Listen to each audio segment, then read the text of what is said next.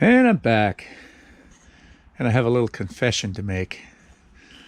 Sometimes I look in dumpsters, especially metal bins, you know.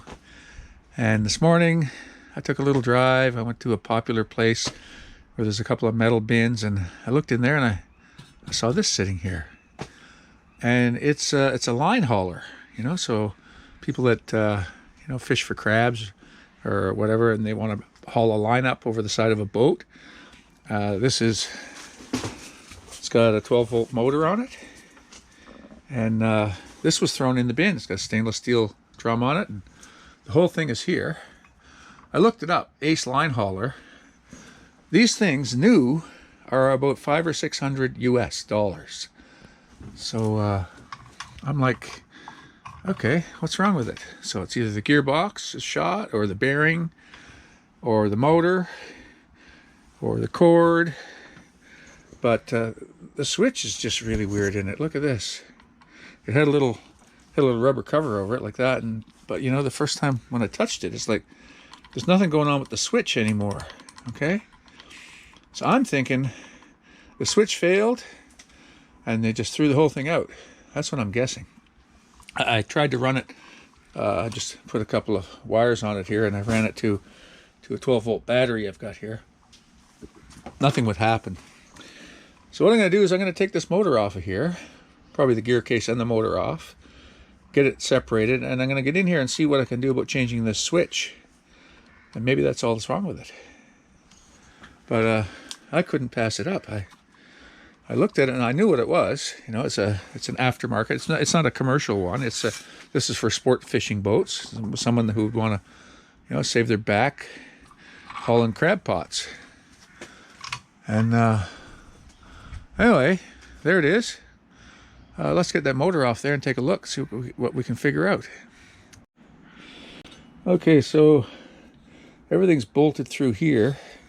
I see nylocks on the other side, but then you're still up against the hub. So I think what I'm going to do is I'm going to take these 4 bolts off here and then take the nut off the hub. I think that then the motor and gearbox assembly will pull straight off, and then I can work on it independent of the bracket. I just discovered I'm going to have to use a little heat on these bolts. Pretty tight in there. Okay, so we got the pulley off. I'll put some heat on this nut. That little aluminum hub, I don't know how hard it's going to come off that shaft. Anything that's been around salt water, you know, usually jams on pretty good. Okay. That little hub is keyed on there. You can see the keyway.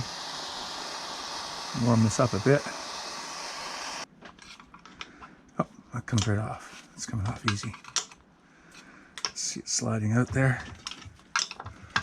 Not too bad, actually. There it is.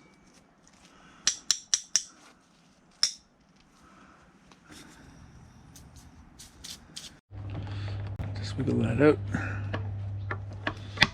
There we go. Got it. Set it down there. Okay.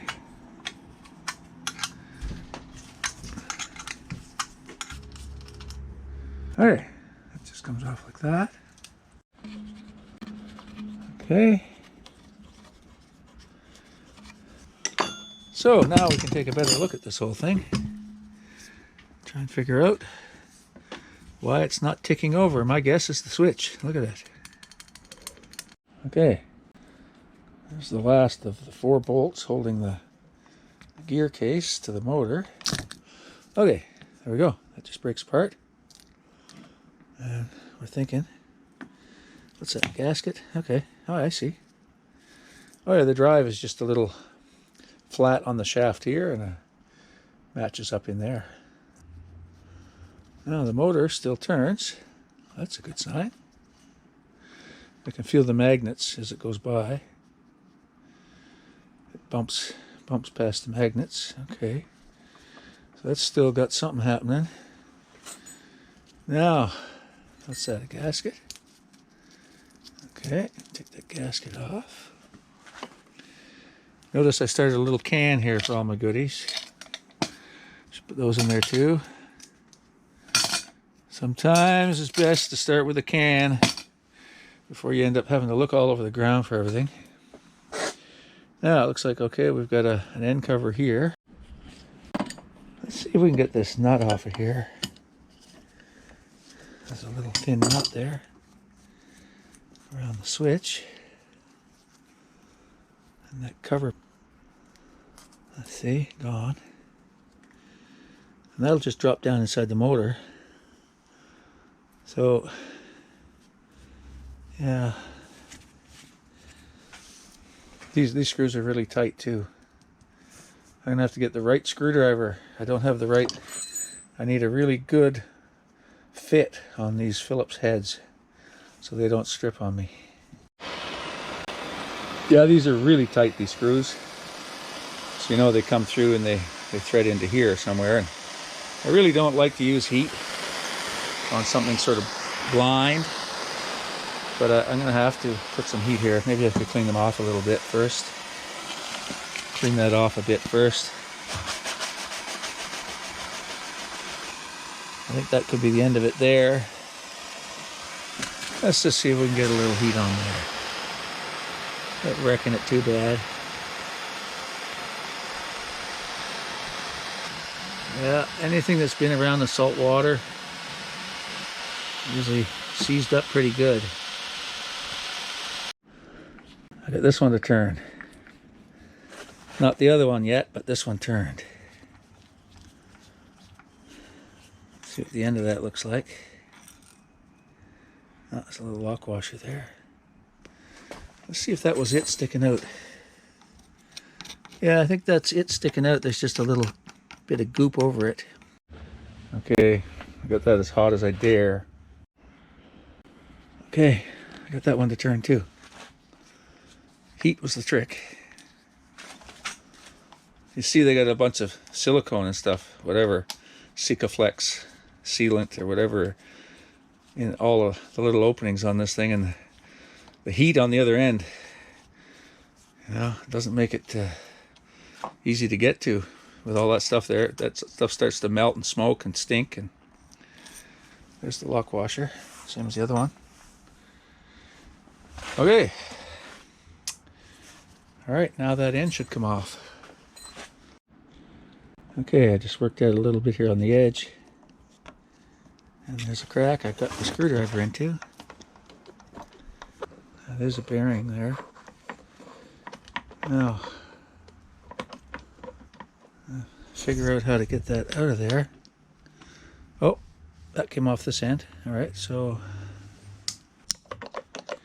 you can see it moving back and forth there.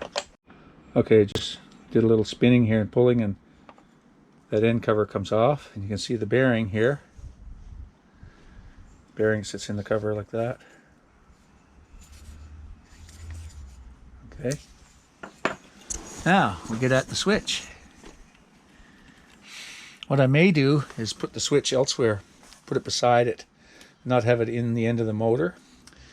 I noticed that when I looked online, and the newer version doesn't have the switch in the motor casing. It comes out and it's got a separate box right here with a switch on it. Probably for just this reason, you know, it's failed, it's gotten water into it or something. But I may do that. Anyway, I'm going to see if I can get this switch right out of there.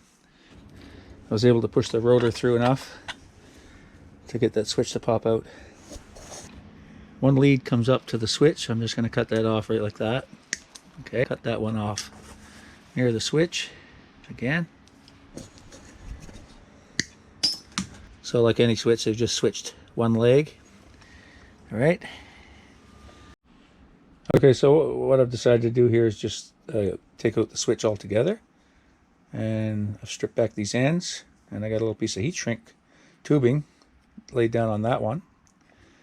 And I'm just going to splice these together, bring the heat shrink up over it, join it, and I'll just leave it in under there. We'll put the cover back on, and no need to take the cable out of it because we can put a switch in the cable somewhere.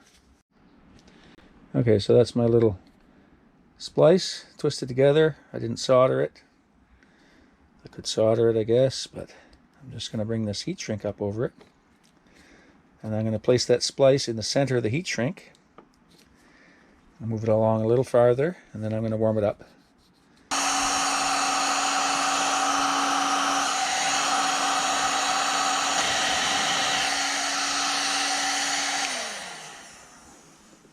I always like to see the glue come out the ends a bit.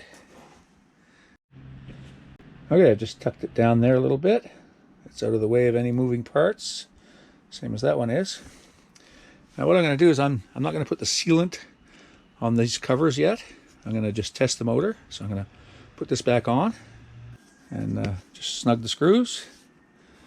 And what I've got here done on the end of the plug, because I don't have a 12-volt plug anywhere, I've just gone with a couple of wires. Okay, here goes.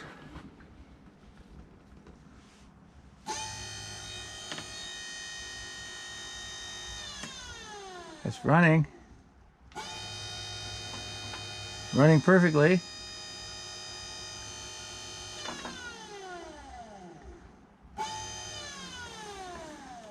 DC, I guess I could run it the other way. It's running fine. You hear that?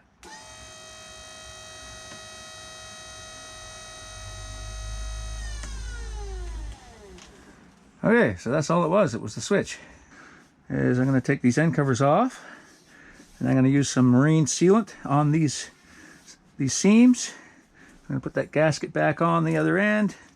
I'm going to seal this hole, and we're going to put this back together, and we're going to put a switch somewhere else in the line. Okay, thanks for watching.